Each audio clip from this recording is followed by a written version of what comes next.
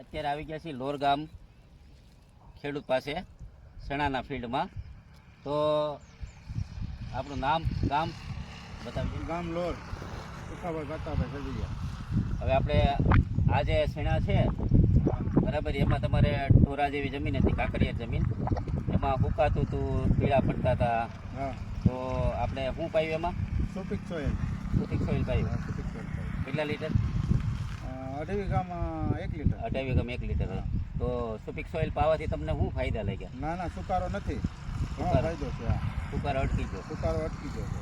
હા, પછી થોડીક ફૂલ ફાલમાં સારું છે. ફૂલ ફાલમાં સારું છે. હા. અને તમારે આ ભાગમાં કંઈ બાકી રાખ્યું હતું તમે? હા, બાકી રાખ્યું છે, હજી ઓલો ભાગ બાકી છે. હા, તો એમાં ને આમાં શું ફરક છે? એમાં અત્યારે આમાં રિઝલ્ટ સારું છે, સુકારો હોય ગયો બધો. તમે નરી આંખે જોઈ શકો છો, આખો પટ્ટો પડી ગયો. હા. જો આ બાજુ આખો લીલવણી છોડ છે અને ઓલી બાજુ કાળો છે. જુઓ, આખો ડિફરન્સ પડી જાય. હા, સુકારામાં 100% રિઝલ્ટ છે.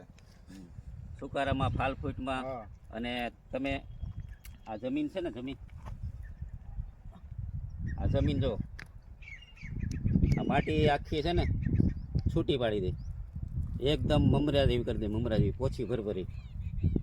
તો તમને કેવું લાગ્યું સુપિક સોઇલનું રિઝલ્ટ? સુપિક સોઇલનું રિઝલ્ટ સારું છે. તો તમે શું ભલામણ કરશો ખેડૂતને કે વાપરા જેવું કરો? વપરાય, સુપિક સોઇલ વપરાય, જોઈ લો, રિઝલ્ટ સારું છે એનું. જોઈ લો, એકદમ મમરા જેવી માટી થઈ ગઈ. હા, કાંકરા સિવાય કાંઈ છૂટું નથી.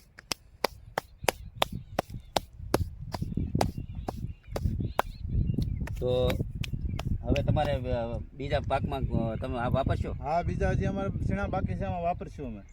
સુપિક સોઇલ વાપરવું જ છે. અને ખેડૂતને ભલામણ કરશો કે હા, ભાઈ વાપરા જેવું? હા, વપરાય, રિઝલ્ટ બહુ સારા છે એના. અમારે આ તમારે શેણા કેટલા વીઘાના છે? આ છે 10 વીઘાના.